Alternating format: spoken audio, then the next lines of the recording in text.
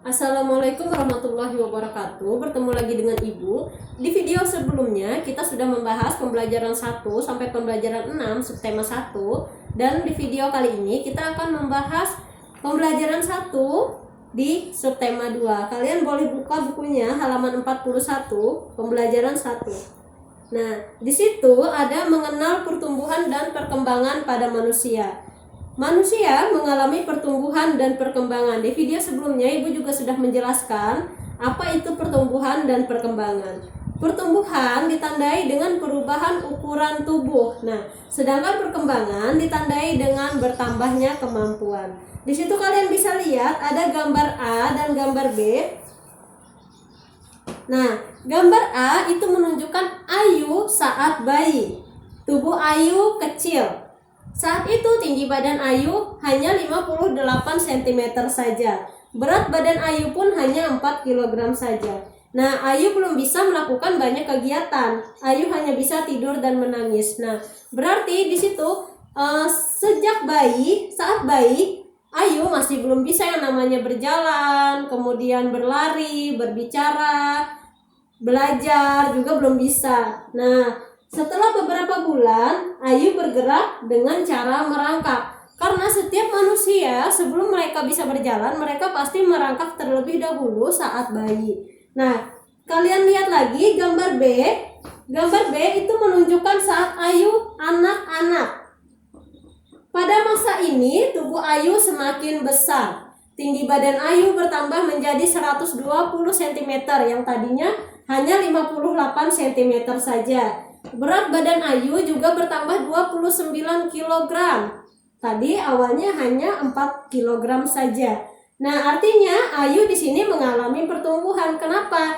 Yang tadinya dia masih kecil, sekarang badannya sudah bertambah besar dan beratnya pun bertambah. Itu yang namanya pertumbuhan. Nah, Ayu sudah bisa melakukan kegiatan. Ayu sudah bisa berjalan, Ayu sudah bisa berlari, berbicara, dan bahkan bernyanyi. Belajar pun Ayu sudah bisa. Nah, di sini berarti Ayu itu sudah mengalami perkembangan. Perkembangan manusia diantaranya ditandai dengan adanya peningkatan kemampuan. Misal seperti tadi merangkak menjadi berjalan dan berlari. Nah, berjalan dan berlari sering dilakukan dalam gerak tari. Sebagai contoh, di buku kalian bisa kalian lihat di situ ada gambar seorang anak yang mempraktekkan gerak tari menirukan kupu-kupu terbang. Bisa kalian lihat dan bisa kalian praktekkan di rumah bagaimana dia menirukan gaya kupu-kupu terbang. Nah, jadi gerak tari tersebut dapat dilakukan berdasarkan tenaga. Jadi berdasarkan tenaga, gerak tari itu dibagikan menjadi dua. Jadi ada gerak tari kuat dan ada gerak tari lemah. Di sini Ibu akan menjelaskan apa itu gerak tari kuat dan apa itu gerak tari lemah. Nah, sebelumnya gerak tari kuat itu membutuhkan banyak tenaga, sedangkan gerak tari lemah dia membutuhkan sedikit tenaga. Nah, di sini Ibu akan jelaskan gerak kuat terlebih dahulu. Nah, gerak kuat dalam tari menggambarkan semangat, riang, gembira, dan amarah. Gerak kuat dalam tari menggunakan iringan musik yang bersemangat dan riang gembira. Gerak kuat adalah gerakan yang bertenaga dan ditandai dengan gerakan yang cepat. Kenapa cepat? Karena tadi dia menggunakan iringan musik yang bersemangat dengan riang gembira. Kemudian apa aja sih contoh tarian yang menggunakan gerak kuat? Nah, di sini ada beberapa tarian Indonesia yang menggunakan gerak kuat. Contohnya tari Saman yang berasal dari Aceh, tari Jaipong dari Jawa Barat, dan tari Perang Papua Barat. Nah, sampai sini ada yang ditanyakan mengenai gerak kuat? Kalau tidak ada, kita lanjutkan ke gerak lemah. Nah, di sini ada gerak lemah. Gerak lemah dalam tari adalah gerak yang dibawakan dengan lemah gemulai atau pelan. Gerak lemah disesuaikan dengan lagu yang bertempo pelan. Gerak lemah dalam tari menggambarkan perasaan halus, kesedihan, atau sakral. Tarian dengan gerakan lemah biasanya ditarikan untuk acara resmi atau acara adat. Di sini contohnya ada acara pernikahan dan yang lainnya. Nah, apa aja sih contoh tari Indonesia yang menggunakan gerak lemah? Di sini ada beberapa contoh, yaitu tari budaya Ketawang yang berasal dari Surakarta, Jawa Tengah, tari Gambyong dari Jawa Tengah juga, dan yang ketiga ada tari Bondan yang sama asalnya dari Jawa Tengah. Itulah tadi perbedaan tari gerak kuat dan gerak lemah. Nah, sampai sini apakah ada yang ditanyakan? Jika tidak ada, kita akan lanjut ke halaman 42, melakukan penjumlahan dua bilangan. Nah, sekarang mari kita akan melakukan penjumlahan dua bilangan. Di situ ada soal cerita yang pertama, Ibu bacakan. Banyak penduduk laki-laki desa Sidoresmi ada 1.700 orang. Banyak penduduk perempuan di desa Sidoresmi ada 1.850 orang. Berapa banyak penduduk desa Sidoresmi seluruhnya? Kalau pertanyaannya menanyakan berapa banyak penduduk desa Sidoresmi seluruhnya, itu berarti kalian diminta untuk menjumlahkan total seluruh penduduk di desa Sidoresmi. Sekarang kita tulis dulu di papan tulis. Untuk banyak penduduk laki-lakinya yang pertama itu ada 1.700 orang. Ini untuk penduduk laki-laki. Kemudian untuk penduduk perempuan kita masukkan lagi ada 1.850 orang.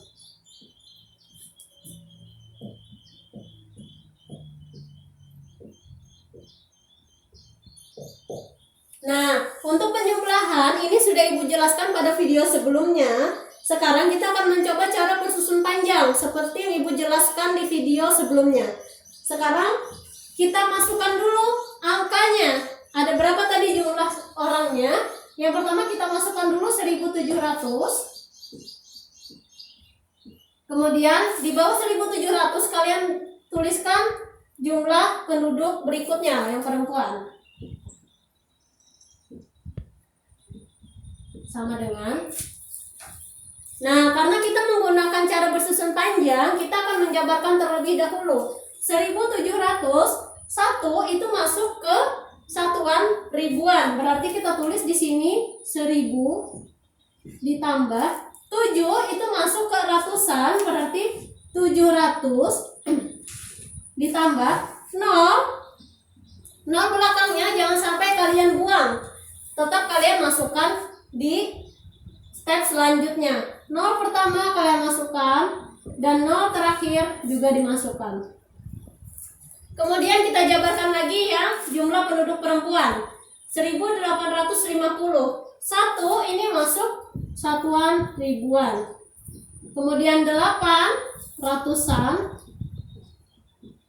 5 ini masuk puluhan, berarti dia 50. Kemudian 0 tadi ulang, jangan sampai ditinggal 0-nya. Dan jangan lupa digaris, diberi tanda jumlah. Nah, setelah selesai kita apakan? Setelah selesai kita jumlahkan. 1.000 ditambah 1.000 sama dengan 2.000. 700 ditambah 800 sama dengan 1.500. 0 ditambah 50 sama dengan 50 dan 0 ditambah 0 sama dengan 0. Kemudian nah, karena di sini ada 2000 dan 1500, tidak mungkin kita menulisnya begini, 2000 1550. Tidak mungkin kita menulisnya seperti itu. Jadi sebelumnya kita hitung dulu, kita gabungkan dulu 2000 dan 1500 ini. 2 ditambah 1 sama dengan 3. Berarti satunya sudah hilang karena dia sudah dijumlahkan dengan 2. Berarti dia jadi 3.500. Kemudian ditambah 50 ditambah 0 sama dengan 3.500 ditambah 50, 3.500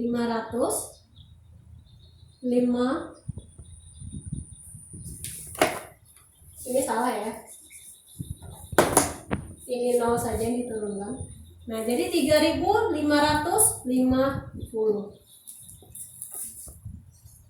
Mudah kan?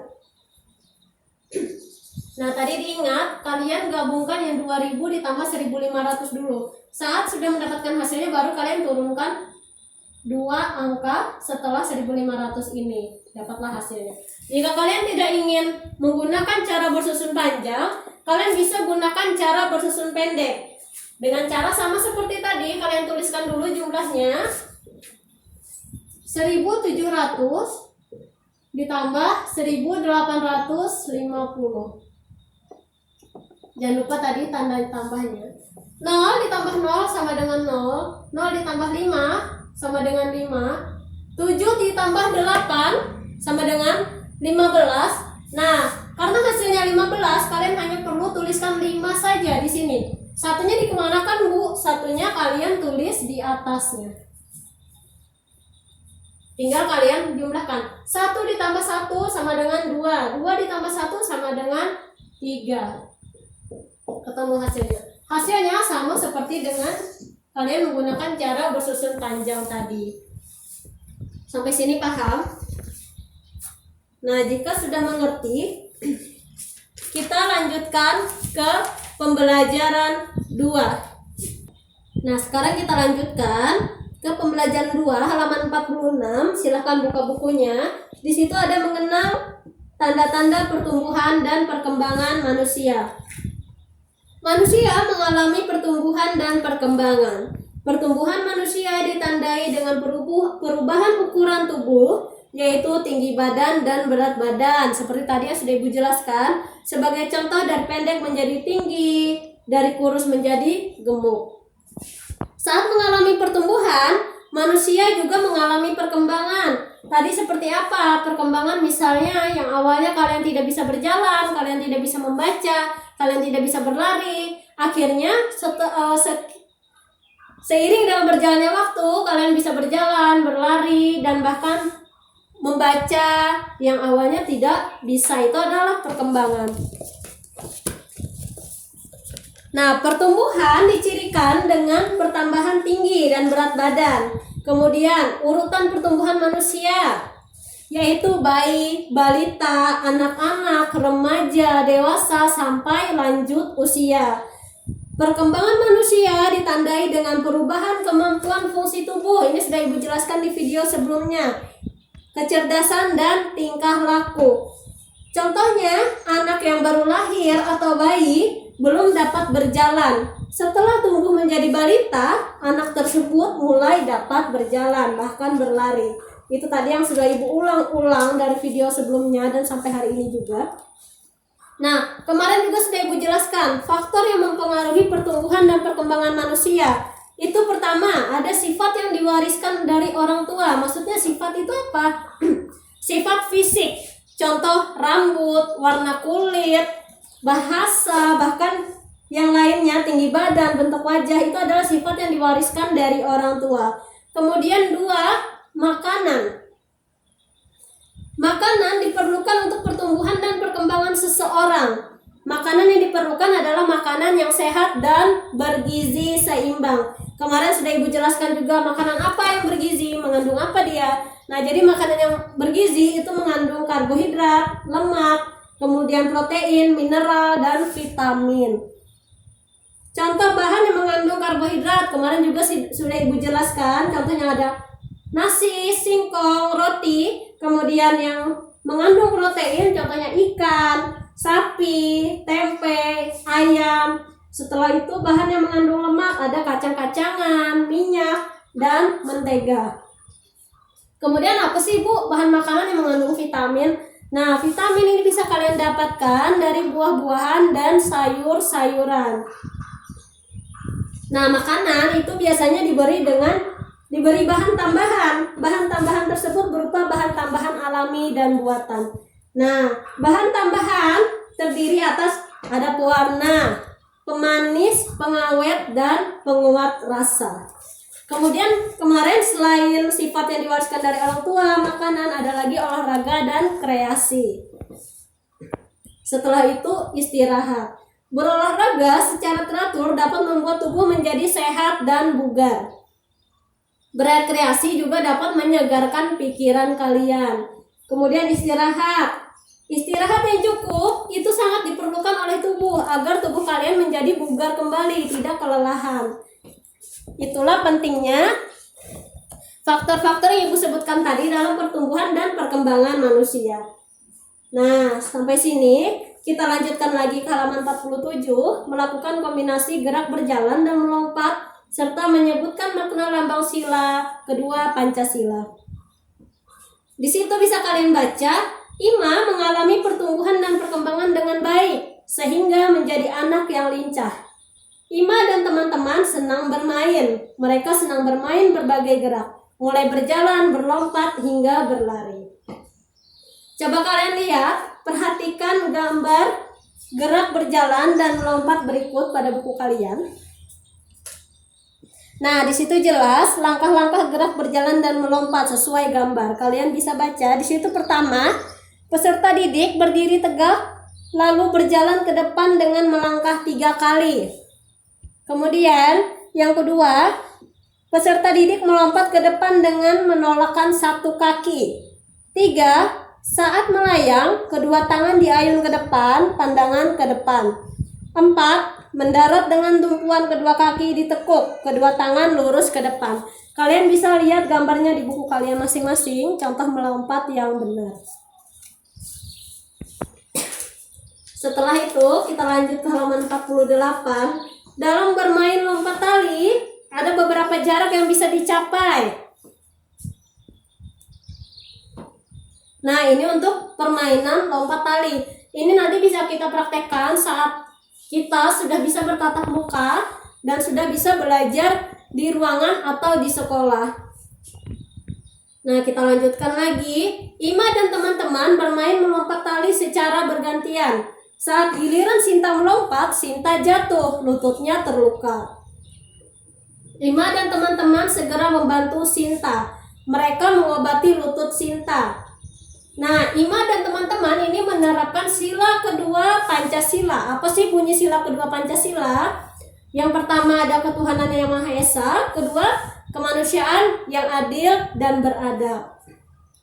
Nah, kemarin sila pertama itu lambangnya adalah bintang. Sekarang kalian tahu nggak lambang sila kedua? Jadi lambang sila kedua ini adalah rantai. Nah, untuk rantai sendiri itu dia memiliki 2 bentuk. Kalian perhatikan, ada bentuk persegi dan ada bentuk lingkaran. Bentuk persegi itu artinya adalah laki-laki dan bentuk lingkaran itu adalah perempuan. Kenapa? Kenapa sila kedua itu dilambangkan dengan mata rantai? Karena dia melambangkan manusia. Mata rantai yang saling berkait melambangkan manusia yang saling membutuhkan. Manusia perlu bersatu agar menjadi kuat. Manusia adalah makhluk sosial yang tidak luput dari meminta bantuan kepada orang lain. Manusia tidak bisa hidup sendiri. Dia pasti membutuhkan bantuan orang lain. Itulah kenapa manusia itu dikatakan makhluk sosial dan manusia yang saling membutuhkan sesuai sila kedua Pancasila tadi. Lambang rantai menunjukkan bahwa hubungan antar manusia perlu dijaga. Jadi nggak boleh yang namanya kelahi, ngolok temennya, atau bahkan banyak yang ngata-ngatain temennya, akhirnya berantem macam-macam, nggak boleh. Hubungan tersebut perlu dijaga agar terciptanya persatuan dan kesatuan. Nah, sampai sini apa ada yang kalian tanyakan? Jika tidak ada, Ibu minta untuk mengerjakan tugas penilaian harian pada halaman 43, kerjakan bagian A dan bagian B. Kemudian halaman 49, bagian A dan bagian B. Silakan kerjakan langsung di buku paket seperti biasa, kemudian difotokan dan dikirimkan ke WA personal Ibu. Nah, sampai sini Ibu cukupkan. Sekian. Assalamualaikum warahmatullahi wabarakatuh.